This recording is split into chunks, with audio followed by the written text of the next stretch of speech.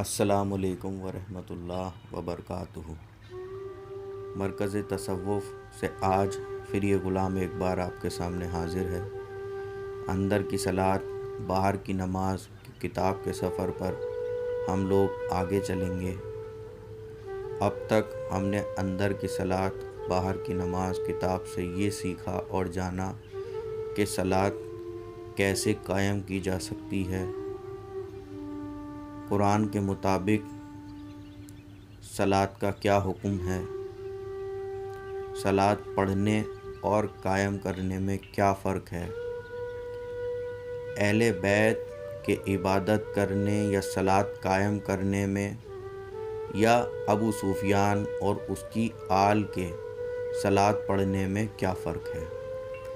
آئیے ہم لوگ اپنی کتاب اندر کی صلاۃ باہر کی نماز کے آگے کے سفر پر چلتے ہیں۔ جس چیز کا تمہیں معلوم نہ ہو اس کے پیچھے مت جانا کہ قیامت کے دن سننے، دیکھنے اور حقیقت کے دل کی طاقت کے بارے میں سوال کیا جائے گا۔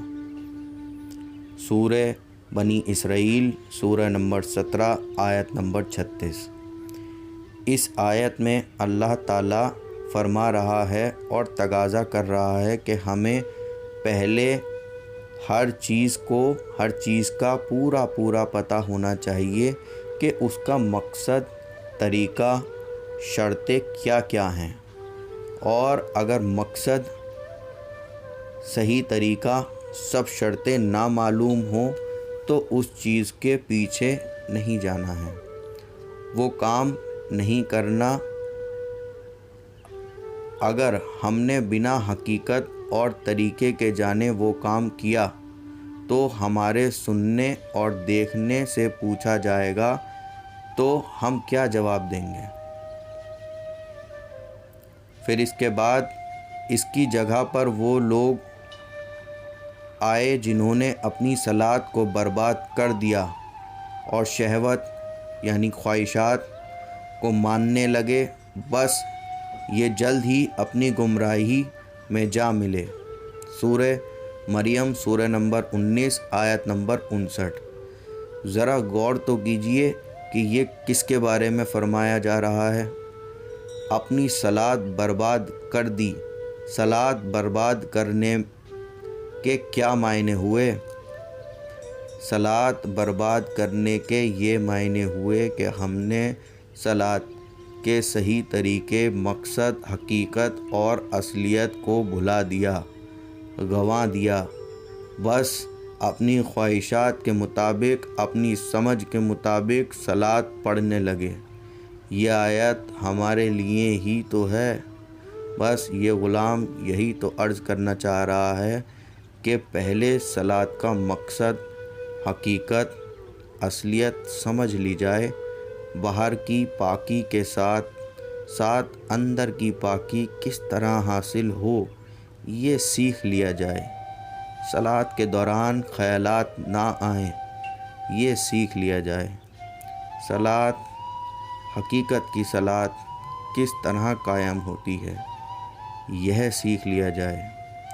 پھر اس کے بعد صلاۃ قائم کی جائے جس سے غیب کی دنیا میں داخلہ مل سکے، ورنہ سر پٹکتے رہو، گمراہ رہو۔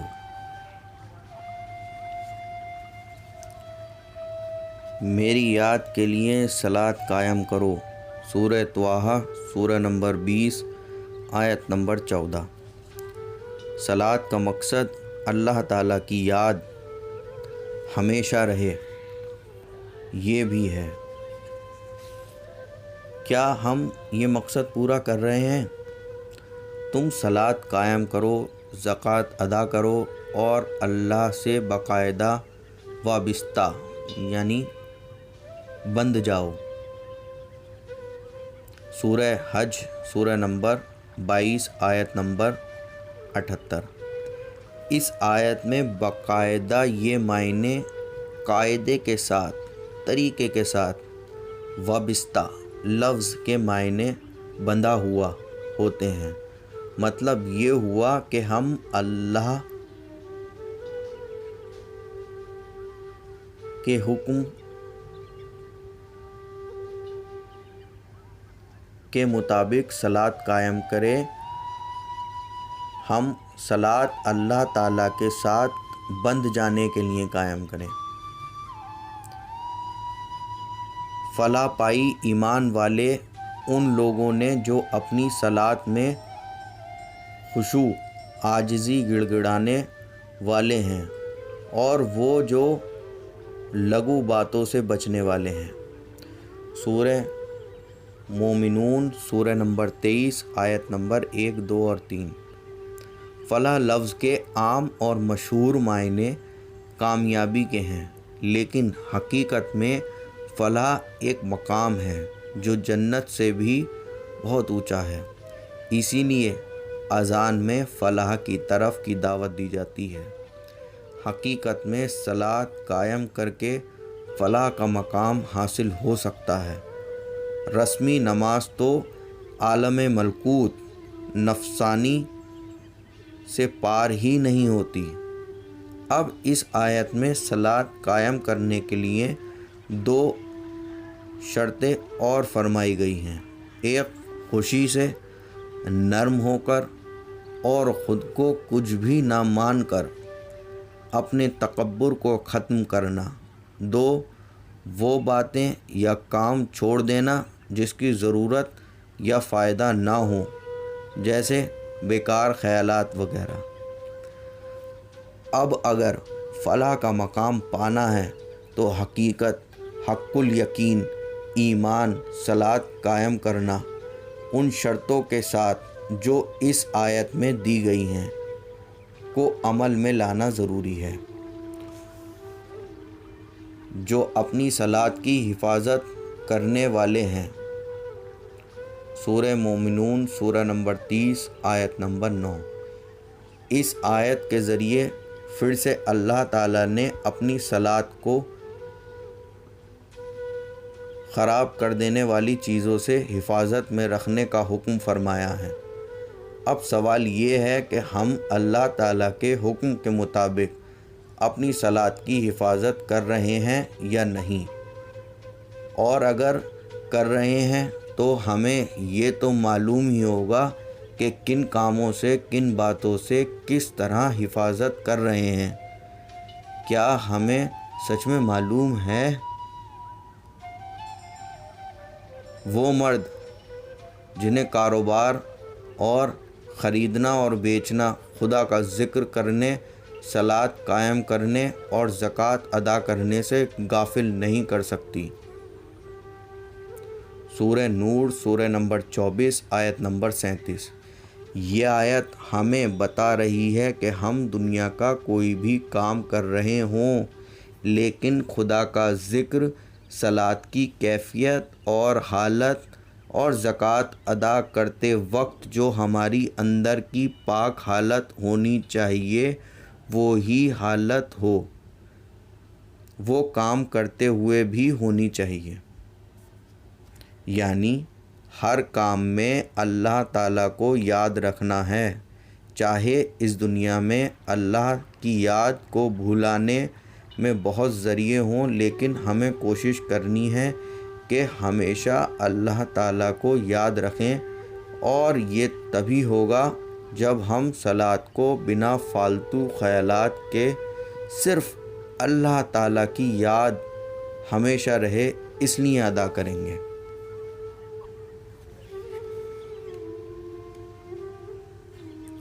کیا تم نے نہیں دیکھا کہ اللہ کے لیے زمین اور آسمان کی سب چیزیں اور پھیلائے پرندے بھی سب اللہ کی پاکیزگی بیان کر رہے ہیں، اور سب اپنی اپنی صلاۃ سے باخبر ہیں۔ سورہ نور سورہ نمبر 24 آیت نمبر 41۔ یہ آیت گہرائی سے سمجھنے کی ہے۔ دنیا کی ہر چیز اپنی صلاۃ کو بہت اچھی طرح جانتی ہے، چاہے وہ رکوع اور سجدہ نہ بھی کر رہے ہوں، تب بھی وہ اپنی صلاۃ سے پوری طرح واقف ہیں۔ پیڑ پودے، پرندے، جانور اور سب چیزیں اپنی صلات کے طریقے اور مقصد کو جان کر صلات ادا کر رہے ہیں، چاہیں ان کے طریقے انسان کی صلات سے الگ ہوں، انسان نے ان کی صلات کو نہ دیکھا ہو، نہ جانا ہو۔ آیت کے آخری حصے میں شکوہ کیا گیا ہے کہ اے انسان، سب اپنی اپنی صلات کے طریقے، حقیقت سے باخبر ہیں، لیکن تو اپنی صلات سے کیوں بے خبر ہو گیا ہے؟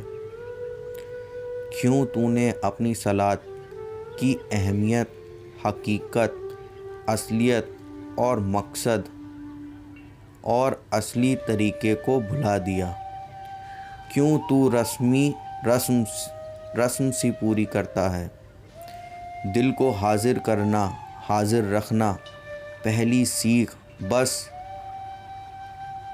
پھر ہی تیری صلات قبول ہونے کے قابل ہوگی۔ اللہ تعالیٰ نے سورہ نمل، سورہ نمبر 27 اور سورہ لقمان، سورہ نمبر 31 کی شروع کی آیتوں میں بھی فرما دیا کہ ہدایت، خوشخبری، رحمت کے لیے ہیں جو حقیقت کے ایمان، یقین والے ہیں اور صلات کو قائم کرتے ہیں۔ بیٹا، صلات قائم کرو، نیکیوں کا حکم دو، برائیوں سے منع کرو، اور اس راہ میں جو کچھ بھی مصیبت پڑے اس پر صبر کرو۔ سورہ لقمان، سورہ نمبر 31، آیت نمبر 17۔ سورہ لقمان میں حضرت لقمان علیہ السلام نے اپنے بیٹے کو ہدایت دیتے ہوئے یہ لفظ استعمال کیے، ساتھ ہی ساتھ یہ بھی فرمایا کہ یہ کام کرنے سے اگر مصیبت آتی ہے تو صبر کرو۔ اب ہم سب مل کر ایک دوسرے پہلو سے بھی سوچتے ہیں۔ صلات مذہب اسلام کا دوسرا بنیادی کام ہے، ضروری ہے، اس سے کوئی بھی سمجھدار آدمی منع نہیں کر سکتا، لیکن صلات قائم کرنا اس طریقے سے جو اللہ تعالیٰ کا فرمان ہے، سرکار دو عالم کا فرمان ہے، ضروری ہے، لیکن ہو کیا رہا ہے؟ دکان پر بورڈ تو اسلام کا اور صلات کا لگا ہے، لیکن دکان کے اندر فرقوں کا سامان بیچا جا رہا ہے۔ ہمیں کچھ لوگ دعوت دیتے ہیں کہ آپ اسلام کو سمجھنے کے لیے آج رات ہمارے ساتھ صلات میں شامل ہو جائیے۔ یہ مچھلی کو پھنسانے کے لیے کانٹے پر لگائے۔ ہم شامل ہوتے ہیں، جماعت کے فوراً بعد اعلان ہوتا ہے کہ کچھ وقت رکیے، دین کی باتیں ہوں گی۔ اب کانٹا پانی میں ڈال دیا گیا، ہمیں کچھ قصے سنا کر جذباتی بنایا جاتا ہے اسلام کے نام پر، اور ہم سے پیشکش کی جاتی ہے کہ ہم اسلام کی تبلیغ جیسے بڑے کام اور نیک کام میں شامل ہوں اور ان کے ساتھ سفر میں شامل ہوں۔ اگر ہم شامل ہو گئے تو بس مچھلی پھنس گئی۔ سفر کے دوران ہمیں اسلام کی بہت اچھی باتیں بتائی اور سمجھائی جاتی ہیں، لیکن صرف وہ جو انہیں پہلے بتائی گئیں اور سمجھائی گئی ہیں۔ اس فرقے کے بانی نے جیسا اپنی سمجھ سے اسلام کو سمجھا، ویسا قرآن کا ترجمہ کیا، حدیثوں کا ترجمہ کیا، اور اپنی سمجھ سے مذہب اسلام کا جو خاکہ تیار کیا تھا، بس صرف وہ نقشہ ہی ہماری سمجھ میں بیٹھایا جاتا ہے۔ باقی کے اسلام کے بارے میں یا تو بات ہی نہیں ہوتی، اور اگر ہوتی بھی ہے تو دوسرے سب لوگوں کو نادان، غلط اور نافرمان بتا کر ہمارے ذہن میں نفرت بھرنی شروع کر دی جاتی ہے۔ اب مچھلی پھنس تو چکی ہے، اسے بہت پیار سے نکالا جاتا ہے، لیکن مچھلی کے گلے میں کانٹا نہیں نکالا جاتا، نہ ہی اسے پکا کر کھایا جاتا ہے، بلکہ اسے دوبارہ اپنے تالاب میں ڈالا جاتا ہے، خوراک بھی دی جاتی ہے، ڈور بھی رہتی ہے۔ اب اس مچھلی کا کام نئی پیدا ہونے والی مچھلی یا باہر سے آئی ہوئی نئی مچھلی کو بھی کانٹا پہنانا ہوتا ہے، کانٹا بھی سونے کا، اللہ تعالیٰ کا، اللہ تعالیٰ اور اس کے رسول کے فرما بردار ہونے کا۔ ایسا نہیں ہے کہ یہ کام ایک ہی فرقہ کر رہا ہے، زیادہ تر یہی کر رہے ہیں، بس طریقے الگ الگ ہیں۔ سب اپنی اپنی گنتی بڑھا کر طاقت بڑھانا چاہتے ہیں اور بیوقوف بنتے ہیں ہم، اور زندگی بھر بنے رہتے ہیں۔ وہ نقشہ جو ہمیں سمجھایا گیا وہ جال بن کر ہمیں پھنسا لیتا ہے، اور ہم خود بھی ناسمجھی میں اس جال کو زیادہ مضبوط کرتے رہتے ہیں۔ سمجھ بڑی ناسمجھ ہے۔ یقیناً غلام کی بیان کی ہوئی حقیقت بہت سے لوگوں کو اچھی یا بری لگے گی، لیکن غور و فکر سے کام نہیں لیں گے۔ اچھا، یہ غلام ایک سوال کرتا ہے کہ صلاۃ کا فرض ہونا، اہمیت، فائدے تو سب فرقے والے بتاتے ہیں، لیکن صلاۃ کی حقیقت، اصلیت، صحیح طریقہ، اندر کی پاکی، دل حاضر رہے، خیالات نہ آئیں، اور صحیح صلاۃ جو قبول ہونے کے قابل ہو، یہ طریقہ ہمیں کوئی کیوں نہیں بتاتا، سمجھاتا؟ وہ اس لیے کہ انہیں خود ہی نہیں پتہ۔ صلاۃ سب شرطوں کو پوری کرتے ہوئے کیسے ادا کی جائے، یہ سب بس سرکار خواجہ قطب الدین با اختیار کاکی قدوس سرہ العزیز نے اپنے پیر و مرشد سے سیکھا، سمجھا، عمل میں لائے، اور پھر اپنے علم باطن کے وارثوں کو سکھایا، سمجھایا، اور ان سے عمل بھی کرا کر حقیقت کی صلاۃ قائم کرا کر معراج یعنی اللہ تعالیٰ سے ملاقات کرائی۔ اور یہی طریقہ اللہ تعالیٰ کے بہت سے کامل اور مکمل ولیوں کا رہا، اب بھی ہے، تا قیامت تک رہے گا۔ بے شک سرکار دو عالم نے، اصحابیوں نے، اللہ کے ولیوں نے ظاہری صلاۃ کو اس کی سب شرطوں کے ساتھ ادا کیا، لیکن صلاۃ کی حقیقت، طریقہ صرف خاص اصحابیوں کو ہی بتایا، سمجھایا۔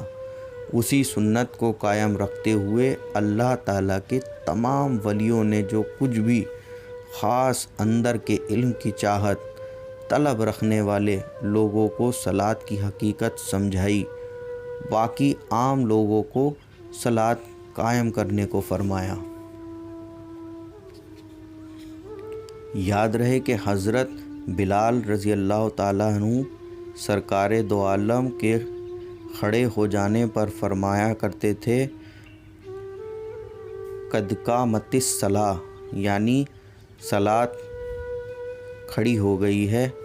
ایسا نہیں ہے حضرت بلال یہ فرمانے پر کہ صلاۃ کھڑی ہو گئی ہے، سرکار دو عالم اٹھ کھڑے ہوتے تھے۔ یہ سمجھنے لائق بڑا فرق ہے، جسے ہمیں سمجھنا ہی چاہیے، اور سمجھ رکھنے والوں کے لیے اس میں اشارہ ہے۔ اچھا، اب ایک پہلو اور بھی، اس سے بھی سمجھتے ہیں۔ سرکار غوث پاک نے اپنی کتاب مشکوٰۃ الانوار میں فرمایا، عبادت ترک ہے، نہ کہ عادت کی عبادت کی جگہ لے لے۔ کیا یہ فرمان سمجھ لیا؟ اگر سمجھ لیا تب آگے بڑھیے، ورنہ رکیے۔ پہلے اس فرمان کو سمجھ لیجئے۔ سمجھ لیا نہیں؟ اس فرمان میں سرکار غوث پاک نے فرما رہے ہیں کہ عبادت کو چھوڑ دینے کا نام ہے، نہ کہ عبادت کو عادت بنا لینے کا نام ہے۔ سمجھو کہ عادت میں غفلت ہوتی ہے ایک مشین کی طرح، لیکن عبادت میں غفلت نہیں ہوتی۔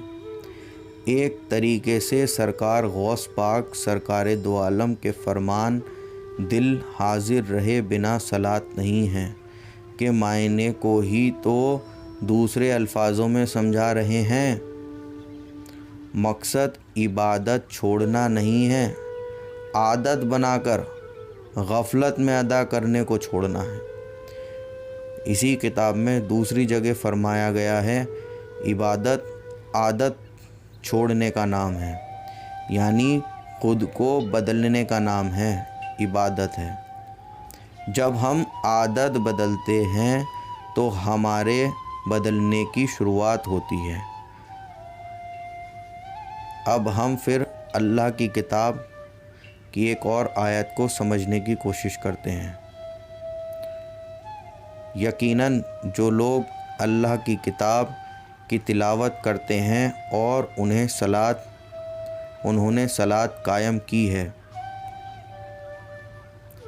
سورہ فاطر سورہ نمبر 35 آیت نمبر 29۔